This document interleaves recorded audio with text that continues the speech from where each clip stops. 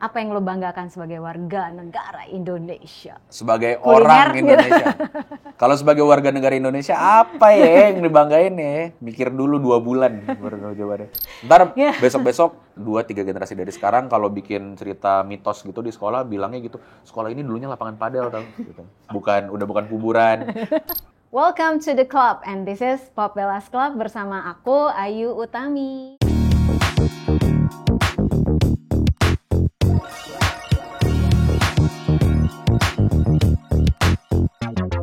Dan hari ini kita kedatangan seorang musisi, kalau kata anak-anak di sini sih, multi band.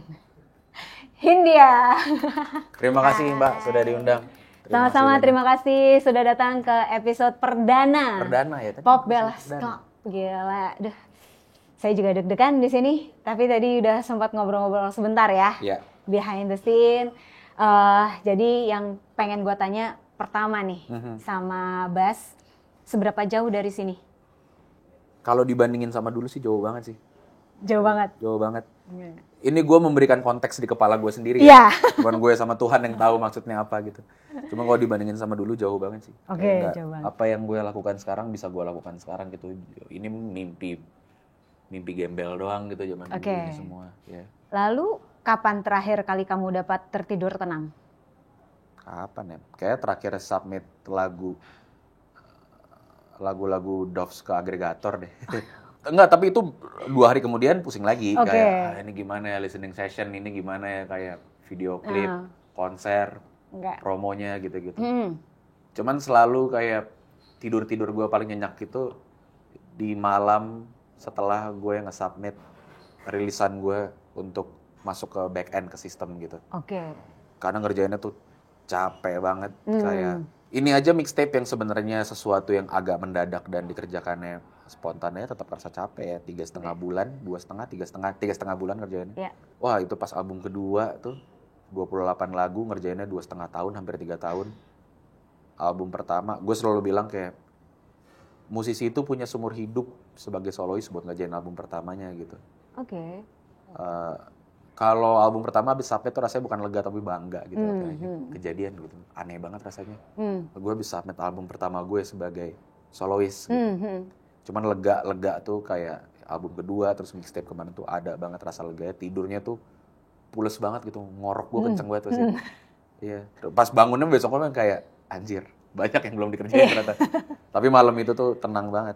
Itu terakhir tuh ya? Terakhir. Itu berarti di bulan Januari. Tapi letih mengembara dari rumah ke rumah? Udah enggak. Puji Tuhan udah enggak.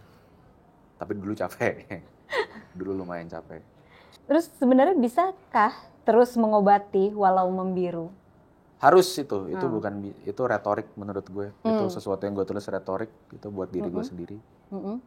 Kenapa? Jawabannya tuh harus gitu, bukan bisa atau nggak bisa. Kalau setidaknya kalau buat gue ya. Karena kebaikan tapi kalau pamrih itu bukan kebaikan menurut gue sih kayak. Harusnya kita melakukan sesuatu tuh karena baik, bukan karena oh ini pahala atau oh ini ya ada maunya lah gitu. Ada balasannya. Iya, ya emang kayak ya itu baik dan sebaiknya dilakukan ya jadi ya lakukanlah gitu. Ya, semoga hidup kita terus begini-begini saja ya. Amin. Dalam konteks yang baik ya. Dalam konteks yang baik gitu. Ada yang kalau bisa jangan gini-gini terus. Kalau ngomongin 1-2 hal lah, cuman kalau bisa yang udah nyaman sekarang ya ada enaknya tau. Kayak lu bisa expect apa yang terjadi besok dan 2 hari lagi, 3 hari lagi gitu. Menurut gua sih. Menurut gua. Lagu cinta untuk akhir dunia. Apa? Cincin. Benar sekali. Kalau gitu sebelum kita memulai sesi yang benar-benar banget, angkat minumanmu. Anjay. Gini ya, bridgingnya bagus ya kalau orang media ya kayak dipikirin gitu.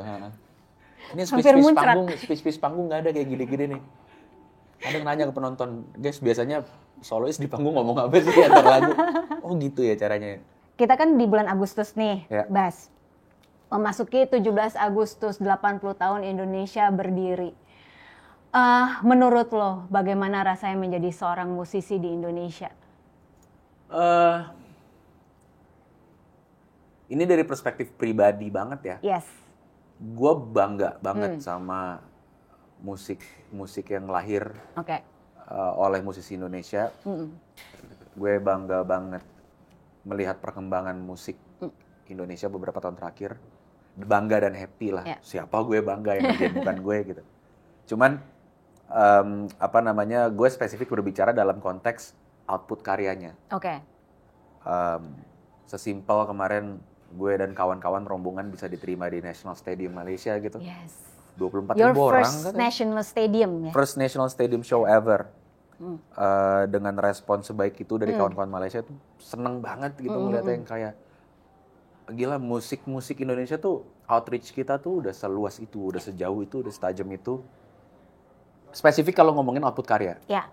Kalau gue ngomongin kayak ekosistemnya, mata rantainya dari A sampai Z itu masih banyak yang sangat bisa di-improve buat gue di Indonesia. Masih banyak yang tidak ideal gitu, masih banyak yang gue rasa harus di-figure out bersama-sama. Yeah. Nggak cuma dari musisi doang, tapi juga yang penegakan haknya gimana, kewajiban hukumnya gimana, undang-undangnya gimana, itu masih banyak banget yang kalau buat gue pribadi carut marut. Gitu di sini. Berarti nanti gue pengen nanya sih sebenarnya ekosistem yang lo pengen di Indonesia tuh seperti apa gitu. Tapi ini ada rasa penasaran gue pribadi juga gitu. Ketika FIS muncul, terus ada Hindia, kemudian ada entitas lomba sihir gitu. Sebenarnya apa yang pengen lo sampaikan dari ketiga entitas ini, IP lo ini gitu? Walaupun di lomba sihir mungkin lo udah nggak terlalu ini gitu. Perbedaannya apa sih di antara ketiga itu sebenarnya? Menurut gue sih pada akhirnya benang merahnya tuh adalah manusianya. Itu yang paling penting. Ngomongin topik yang sama tapi diomongin di FIS dan lomba sihir itu hasilnya akan beda. Karena pengalaman hidup orang-orang terlibat dalam mengerjakan musiknya beda, perspektifnya beda. Begitupun juga dengan kombinasi-kombinasi yang lain lah. Dibandingin FIS Hindia lomba sihir, FIS segala macam, anything lah you name it gitu. Tentu secara kreatif ada deliberate decision dalam memilih angle-nya kayak gimana, kayak cara melihat sebuah topik yang mau diangkat juga gimana gitu. Apa yang diangkat bahkan menjadi sebuah topik. Cuman gua rasa, dan ini gue sering bilang juga akhir-akhir ini banyak yang bilang kayak ketuker-tuker ya, kayak FIS jadi kayak Hindia jadi kayak FIS gitu dalam beberapa tahun ke belakang. Ya cuman ya itu merefleksikan isi hati orang-orang terlibat di dalamnya aja sih menurut gue Mbak. Jadi yang kayak ya bukannya jadi nggak agresif gitu, tapi FIS itu sebagai sebuah band, orang-orang di dalamnya itu memasuki umur di mana kami mulai berkeluarga, mulai punya tanggungan, mulai punya hal-hal yang aduh pusing banget ya ngelihat berita negara, tapi gue mau mikirin anak gue dulu gitu bisa. Mulai punya GERD gitu ya. Tiba-tiba mulai ya asam urat kan kalau basis gue gitu, Awan. Cuman ada perspektif yang melebar atau menyempit atau berubah ya, you name it, lagi-lagi apapun yang bertransformasi seiring berjalannya waktu gitu dan umur. Dan ya itu buat gue hal yang natural dan justru sangat indah gitu loh untuk melihat sebuah band misalnya. Bahkan gak usah FIS deh, siapapun yang dulu agresif banget tiba-tiba jadi lembut, atau yang dulu lembut tiba-tiba karena melihat sesuatu di masyarakat menjadi agresif gitu. Tapi mostly agresif ke lembut sih, mungkin kayak pendewasaan orang nggak sih? Mungkin. Yang kayak udahlah rawes-wes gitu. Yang gue lihat sih adalah kayak semakin bertambahnya usia, dan gue rasa banyak pasti yang setuju sama ini ya. Nggak selalu kemarahan itu tuh harus dengan teriakan gitu. Nggak selalu kemarahan itu tuh harus dengan distorsi, harus dengan gertakan. Kadang gue lebih takut di saat orang tua gue diem di saat marah dibandingin mereka marahin gue bentak depan muka gitu. Dan itu menurut gue sangat bisa terlihat kalau formatnya musik gitu ya. Bukan berarti yang nggak kecewa lagi sama keadaan, nggak juga. Cuman cara menyampaikannya karena usia, karena umur berubah gitu. Betul. Dan tidak berarti kayak selamanya kan begitu. Kita nggak pernah tahu kayak apa yang terjadi lagi 1 tahun, 1 bulan, 1 hari bahkan dari sekarang. Yang ngebikin kayak rasanya gitar tuh pengen digenjrengin tuh kayak dulu lagi gitu bunyinya. Dan gue rasa itu sesuatu yang natural, normal, indah bahkan. Dan gue rasa itu juga akan selalu jadi DNA yang merupakan pembedanya antara ketiga proyek yang gue terlibat di dalamnya gitu. Karena outlook-nya beda, manusianya beda gitu. Misalnya Udu di Lomba Sihir sebagai salah satu ujung tombaknya gitu ya. Dan juga mungkin menulis bareng Rehan. Pasti menanggapi sebuah berita caranya akan beda seperti kayak Adnan di Viz menanggapi berita gitu. Caranya akan beda dengan bagaimana gue menanggapi berita, apalagi sebagai solois gitu ya, yang nggak perlu mempertimbangkan pikiran penulis lain di dalamnya gitu. Kayak gitu-gitu sih. Wah, tiba-tiba ada snack. Ceritanya kan di-cut tadi ya. Orang tahun 1800-an bingung kalau nonton. Kan tiba-tiba ada snack. Di-cut tadi. Kalau misalnya gue bilang secara manusianya gitu ya. Manusia itu kalau semakin dewasa itu, semakin dia bertambah usia, either dia semakin cranky atau dia semakin bijaksana tuh. Ada dua tuh kan biasanya. Itu kita hadapi di orang tua juga kan. Either dia jadi kayak ngomel-ngomel mulu atau semakin tone down gitu. Kalau di musisi tuh kayak gitu gak sih? Karena gue selalu misalnya setiap kali gue bertanya dengan musisi gitu kan. Dia punya album baru, dari album pertama misalnya oh ya ini happy, kita tuh harus begini. Begitu album berikutnya, oh ya ini pendewasaan diri aku, it's always like that gitu. Tapi apakah musisi seperti itu gitu? Memang ini pendewasaan paling jujur gitu. Jawaban template-nya itu gitu. Jawaban media gitu ya. Memberikan warna baru. Yes. Biasa ya. Biasa banget tuh. Sering banget, hampir tapi semua apa rilisan. Memang kayak gitu, misalnya seorang musisi itu ataupun sekelompok musisi itu merasakan, ya dulu gue punya eagerness untuk menunjukkan sesuatu, tapi sekarang gue udah lebih tone down, lebih menanggapi sesuatu tuh lebih yang wise gitu. Yang pasti gue nggak bisa bicara untuk orang lain ya. Iya. Gue pasti melihat dan akan berbicara pakai perspektif gue gitu, karena yang gue tahu ya hati gue sendiri. Kita nggak pernah tahu 100% isi hati orang kan, sedekat apapun kita sama orang itu. Gue sih nggak pernah merasa kayak misalnya Hindia dari Menari Dengan Bayangan ke Lagi Pula Hidup Akan Berakhir itu pendewasaan gitu, ke Doves itu pendewasaan. Gue cuma selalu bilang isi hati gue lagi seperti itu di momen itu. Karena siapalah gue untuk bilang gue lebih dewasa sekarang gitu. Gue berani bilang gue nggak seabrasif dulu misalnya. Kalau ngomong mungkin di depan kamera, karena udah pernah kena lah yang salah-salah ngomong segala macam gitu. Sudah belajar juga dari kesalahan tersebut. Tapi gue nggak bisa bilang kayak gue makin dewasa, karena yang bisa menilai gue sudah dewasa atau tidak itu pasti orang lain. Terutama orang-orang terdekat lah. Jadi gue cuma selalu bilang, itu adalah maksudnya kayak muatan albumnya adalah isi hati gue di momen itu gitu. Bubunyian yang ditangkap di albumnya juga bubunyian yang sedang menemani gue dalam beberapa tahun terakhir tuh seperti itu yang gue konsumsi, jadi keluarnya juga seperti itu. Dan gue nggak ngerasa deliberately gue bisa bilang lagi-lagi kayak itu pendewasaan, karena ya beberapa poin lah. Pertama, yang bisa bilang dewasa apa enggak pasti orang lain, orang-orang terdekat. Dan yang kedua, bisa aja kayak kesannya gue lebih bijak gitu di rilisan tertentu, tapi karena 1-2 hal gue jadi childish lagi gitu di rilisan abis ini, atau jadi marah-marah, atau jadi cranky, atau jadi apa.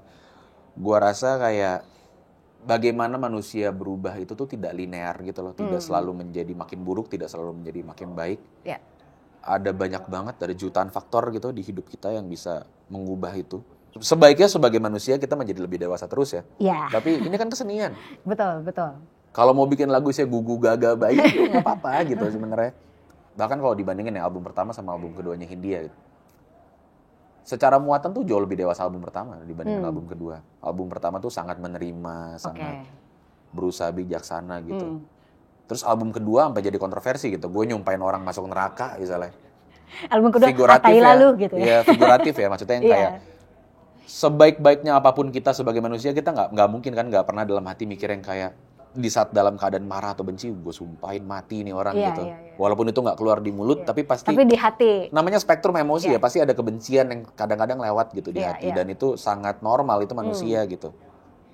Tapi bahkan kalimat kayak gitu aja nggak keluar di album pertama. Jadi kalau dibilang lebih dewasa, enggak juga. Menurut gue album kedua itu sangat lebih childish dan sangat lebih tidak mempertimbangkan efeknya setelah itu didengar orang gitu. Tapi gue berusaha untuk menangkap isi hati gue sejujur mungkin aja gitu. Dan di album kedua gue lagi melewati episodes of depression yang berat gitu loh. Dan itu jadi tertuang dan tercermin di karyanya gitu. Makanya albumnya jadi seperti itu. Jadi buat gue nggak linear.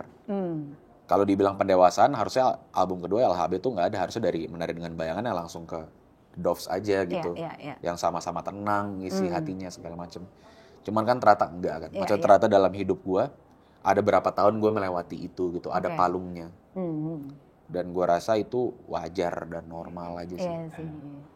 Benar. Nah, tadi lo sempat singgung soal bisnis. Bisa aja itu albumnya ya karena bisnis gitu. Ngomongin bisnis. Ini kan lagi rame yang soal royalti pembayaran di kafe atau klub. Menurut lo gimana? Karena beberapa musisi kan udah statement kayak Rian The Massive itu udah bilang kayak udah lo pakai aja lagu gue gitu. Sebenarnya ini lagi-lagi ya gue berbicara dari perspektif gue sebagai musisinya gitu atau penulis lagunya. Ya pakai aja gitu. Pasang aja, jangan takut sama lagu, jangan takut sama itu kesenian gitu. Santai aja menanggapi itu. Karena kalau gue sangat frankly speaking, bukan porsi gue dan bukan hak gue buat ngomong kayak lu harus bayar atau ini gratis segala macam. Enggak, itu ada undang-undangnya, itu yang ngurus itu LMKN. Ada perpanjangan tangannya seperti WAMI segala macam gitu. Itu udah urusannya LMKN dan WAMI dan ya negara gitu. Undang-undangnya seperti apa, peraturannya seperti apa. Bagaimana menegakkan undang-undang tersebut, bagaimana cara mereka collect, bagaimana cara mereka ngitung. Menurut gue jauh lebih menarik membicarakan apakah ini cara ngitung yang benar dan ideal. Apakah ini cara collect royalti yang benar dan ideal gitu. Kalau di luar negeri kayak gimana, di negara yang lebih rapi kayak gimana.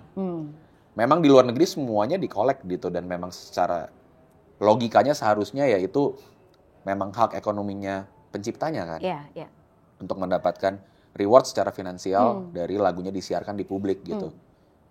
Cuman di luar negeri nggak ada yang komplain, nggak ada yang komen, gara-gara pertama udah terbiasa sama itu, sistemnya bagus, cara collect-nya rapi, fair segala macam, transparan gitu yang paling penting kita tahu gitu.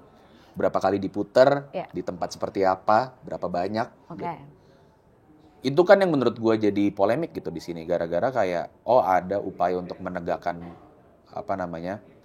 royalty collection tersebut. Tapi sosialisasinya tuh belum berjalan dengan baik gitu selama ini. Jangankan pemilik kafe atau pemilik bar segala macam, kayak musisi pun gue bisa bilang cuman a fraction of musicians aja yang benar-benar tahu bagaimana LMK ini bekerja. Haknya semuanya. Gimana, cara ngitungnya gimana tuh sedikit banget gitu. Gue baru benar-benar kayak paham aja tuh kayak mungkin 1 tahun terakhir Mbak. Kayak setelah bertahun-tahun di musik gitu ya. Karena gue ngerasa nggak pernah ada sosialisasi itu yang sangat baik gitu ya. Jadi gue tuh belajar itu melalui musisi-musisi yang lebih senior gitu. Kayak ngobrol sama Mbak Endah, kasih tahu sama Endah Resa, dikasih tahu sistemnya gimana, caranya gimana gitu. Ngobrol sama Mas Kolil, ngobrol sama Kang Arman gitu. Jadi ngerti gitu, jadi tahu. Tapi kan kalau dipikir-pikir bukankah ini seharusnya sesuatu yang dari pertama kali lu menginjakan kaki di industri, lu tahu karena itu hak lu gitu. Kayak hak, kewajiban segala macam berhubungan sama lagu harusnya kita semua tahu. Ini jadi lo kalau lagu lo di sini nanti lo royalti lo sekian gitu, dapetnya dari mana gitu kan? Itu di sini kan tidak diterjemahkan dengan baik ya, maksudnya menjadi sebuah sosialisasi yang bisa dimengerti dengan mudah gitu. Dan buat gue yang bikin itu jadi polemik di sini karena sangat ada ketidakjelasan itu gitu. Jadi orang kaget. Ya kayak nggak pernah di-collect terus tiba-tiba kayak dibilang ini bayar gitu. Plus jadi kan rasanya jadi kayak jadi kan rasanya jadi kayak diperes ya. Sedangkan memang kalau misalnya kayak ngomongin idealnya gimana, memang idealnya sebenarnya semua rekaman ya ada haknya penciptanya di situ. Tapi cara ngoleknya gimana, transparan apa enggak, cara ngitungnya bener apa enggak, fair enggak buat kafe sama barnya.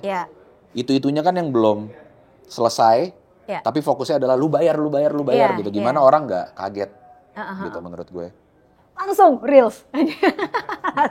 Jangan takut lah pokoknya gitu. Comot dulu.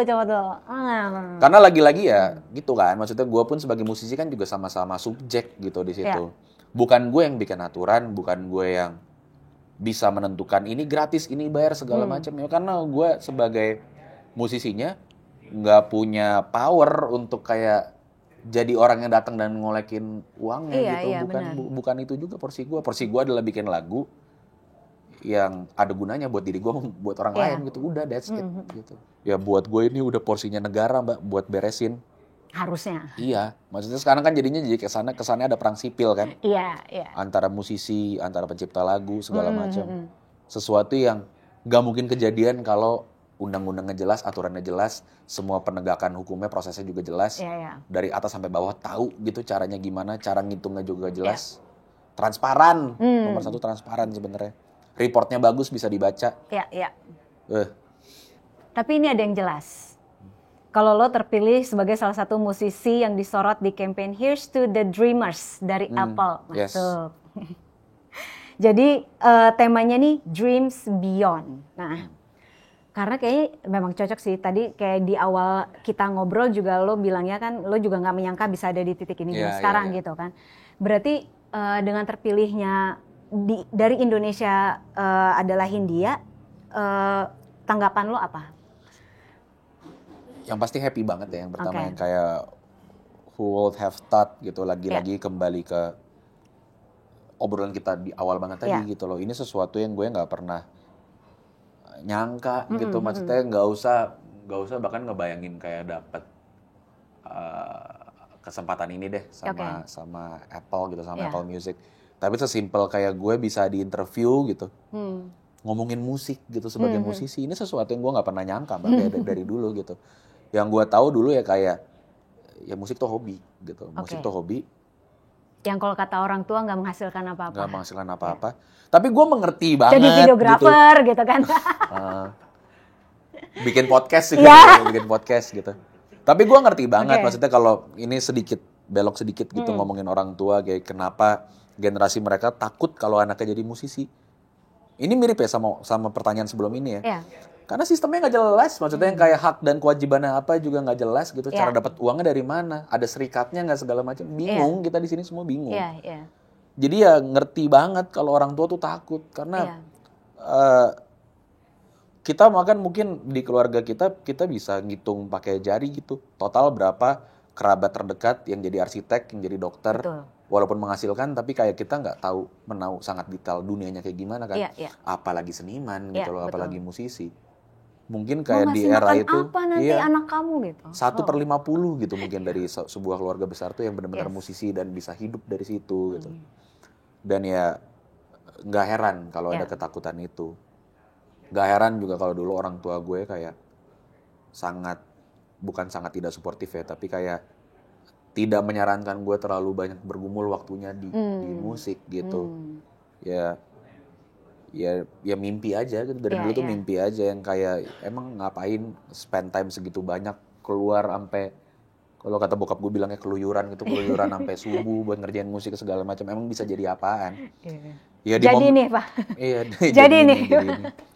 Di momen itu yang kayak rasanya ya benar juga sih, maksudnya kayak ya mau jadi apa? Kayak belum kebayang gitu hilalnya kayak gue bilang kayak pengen manggung dan dibayar aja tuh dulu itu jauh banget, itu tuh impossible dream.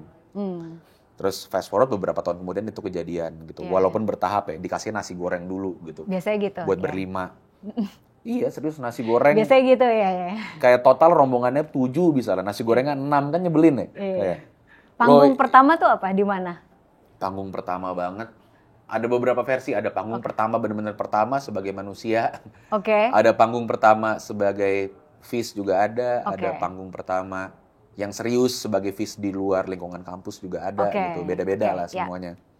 Cuman itu semua tuh bertahap gitu. Jadi bahkan milestone kedua gue sebagai musisi itu sesuatu yang nggak bisa gue bayangin di saat gue belum pernah kena milestone pertama.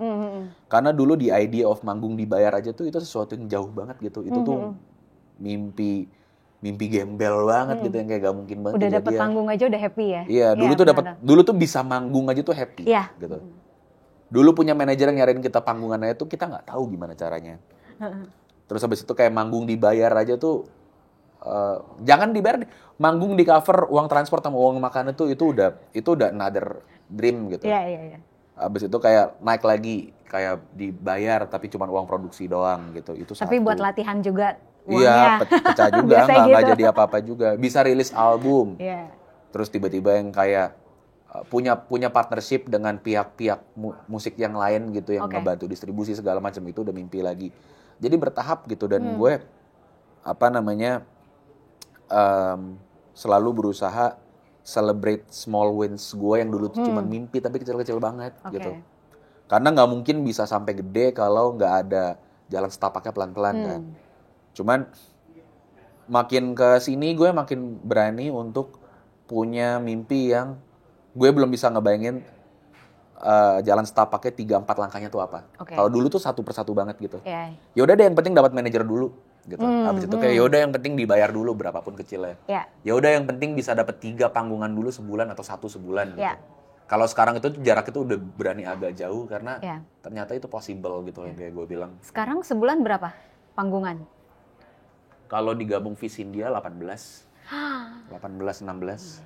2 hari sekali, ya misalnya kalau dihitung jadi kayak sebulan sekali main gitu tuh ya. 2 kali gitu. Oke. Bulan lalu ada yang seminggu 8. Seminggu 8? Iya, seminggu 8. Lama-lama kayak Malik sebulan bisa 35. Iya, melebihi hari aja 31. Melebihi 1 bulan ya. Kayak Mas Widi kalau nggak main hari Senin bingung nih mau ngapain nih. Kayak ada yang kosong. Iya. Itu intermezzo sih, katanya mereka bisa nggak terbiasa. Jadi kalau misalnya nggak tight jadwalnya tuh bingung. Iya. Karena etos kerja Malik, kawan-kawan Malik kan tinggi-tinggi banget kan. Iya, betul. Maksudnya yang kayak emang seneng gitu, manggung itu sesuatu yang ya mereka seneng, happy gitu. Jadi kaget kalau gue pernah ngobrol gitu yang kayak sama orang-orang ada di lingkungan itu yang kayak ya agak kaget kalau justru malah renggang gitu. Malah aneh gitu ya, kosong. Itu maksudnya kayak cuman kembali ke yang topik barusan gitu. Gue tuh sekarang gue tuh sekarang sudah mulai berani mimpin sesuatu tuh ada gap di tengah-tengahnya yang gue belum tahu cara ngisinya gimana. Gitu. Karena bertahun-tahun over the years terbukti kalau bisa ternyata. Oh jadi kayaknya nggak apa-apa deh, kayak loncatnya tuh agak jauh gitu. Dari abis berhasil ngelakuin apa, ditanya abis ini mau ngapain, itu jawabannya tuh sesuatu yang gue tahu itu tuh banyak banget jalan setapak kayak gitu. Tapi gue pengen di Indonesia Arena abis ini. Gue abis di Indonesia Arena, gue pengen GBK gitu abis ini. Kalau gue bilangnya sekarang gue udah nggak lagi bilang, aduh gue pengen ini. Jadi misalnya gue pengen ke negara apa gitu, tapi tahun depan gue akan ke sana. Jadi udah nggak pengen lagi. Jadi manifestnya udah langsung gitu. Ya kurang lebih begitu. Karena zaman kayak bahkan dibandingin sama tahun lalu pun gitu.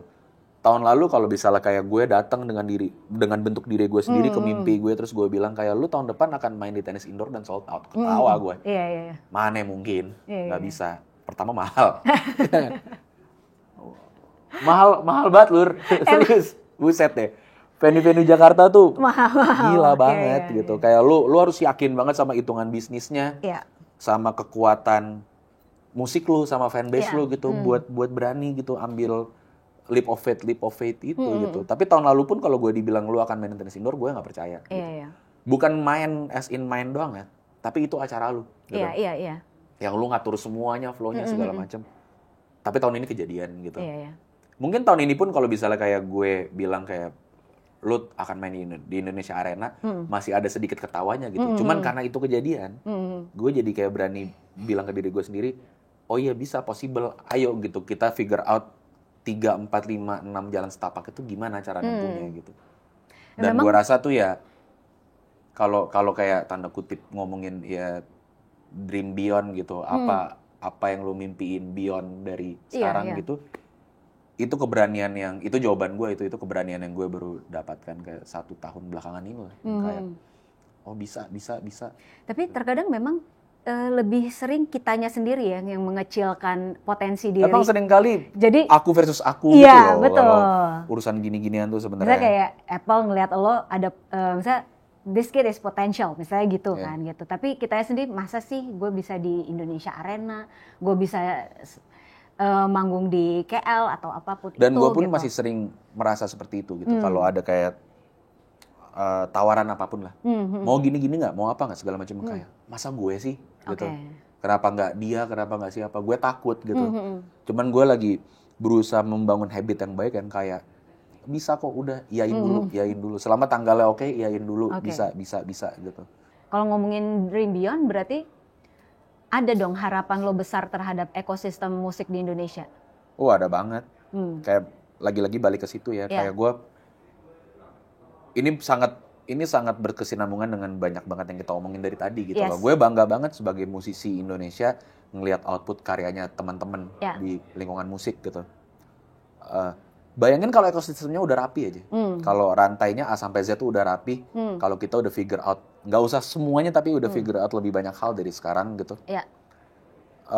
Dengan kualitas output musiknya kayak gini, wah gila-gilaan pasti. Maksudnya musik Indonesia tuh gila-gilaan pasti. Nggak cuma di sini doang, bisa keluarnya juga gila-gilaan gitu.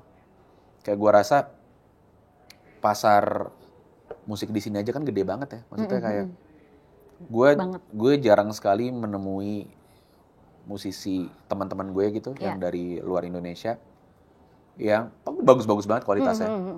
Arguably kadang-kadang kayak lebih bagus atau kayak lebih, ini kok kepikirannya bikin kayak gini, sesuatu yang belum pernah gue lihat dibikin sama orang di sini gitu. Tapi kayak jumlah audiensnya tuh nggak pernah sebanyak teman-teman kita yang dari Indo gitu loh. Sumpah. Karena sesimpel kayak pasar kita tuh gede banget. Dan output karyanya bagus-bagus gitu. Bayangin kalau ekosistemnya rapi, segala macam rapi. Ya salah satu alasan kenapa kayak kita manggungnya semua selalu di arena-arena olahraga kan gara-gara gedung pertunjukan aja nggak ada yang berdiri. Berapa banyak sih di sini? Betul. Gitu. Kalaupun ada susah parkirnya. Kalaupun ada ya. Susah parkirnya, susah kesananya. Kami pernah manggung di Taiwan. Bahkan bukan di Taipei, itu di Tainan bukan? Tainan. Iya, Tainan. Di Tainan. Oh, gue tahu nih. Iya, mereka punya satu semacam function hall gitu lah, kosongan gitu. Ada panggung yang emang udah built-in gitu. Itu tuh gratis.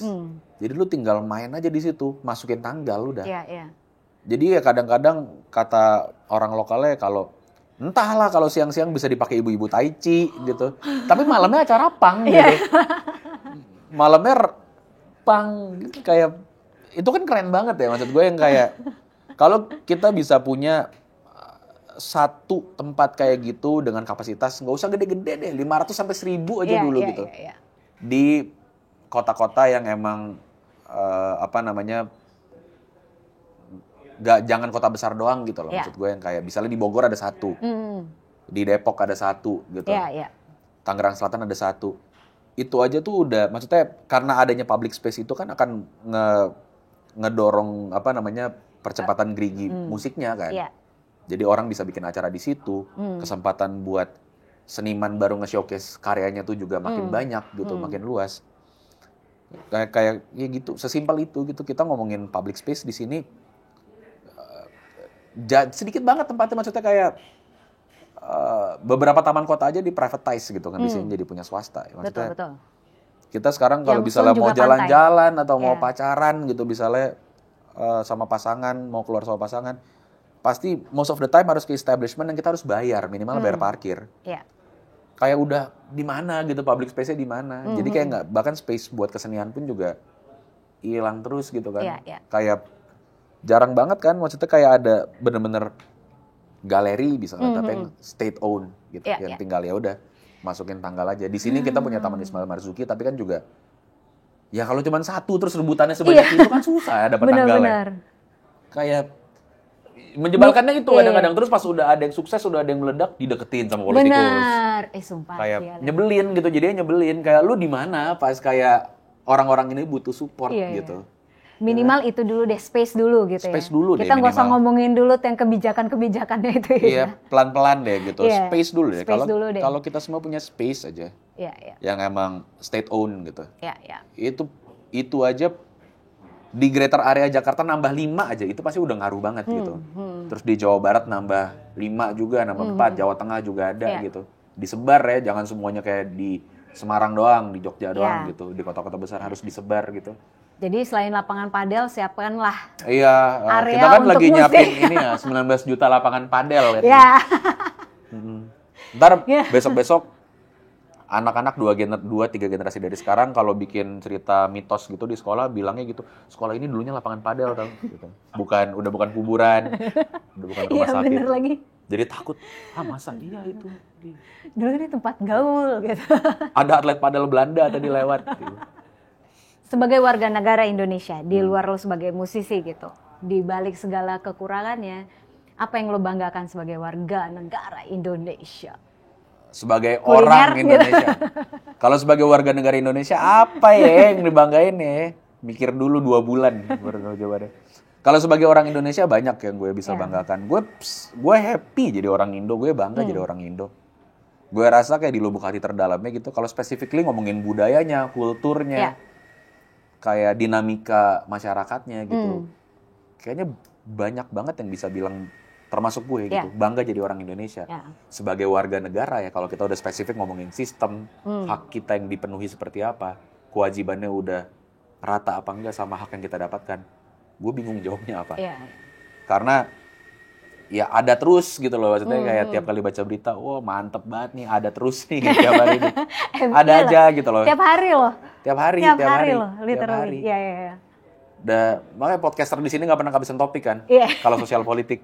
Karena ada terus. Cuman ya gitu, kayak apa namanya, kalau sebagai orang Indonesia banyak banget yang bisa gue banggain. Kita semua bisa banggain tuh banyak banget. Dari sesuatu yang turun-temurun sampai yang bentuk kayak itu produk budaya populer gitu musik, buku, film, segala macam, banyak banget yang kita bisa banggain, Mbak. Ya, cuman semoga ya suatu hari nanti kita suatu hari bisa ngomong juga gue bangga gak cuma jadi orang Indonesia tapi juga sebagai warga negara Indonesia gitu. Kalau gue sejujur-jujurnya sekarang sebagai warga negaranya yang hubungannya dengan negara dan pemerintahannya, hak dan kewajiban segala macam, gue bingung gitu ditanya apa yang bisa gue banggain. Kalau sebagai orang Indonesia banyak banget yang bisa gue banggain ya. Gitu sih. Bas, thank you so much ya. Sudah meluangkan waktu buat Terima Popbella kasih sudah diundang, Popbella. Sama-sama. And that's a wrap. See you in the next club.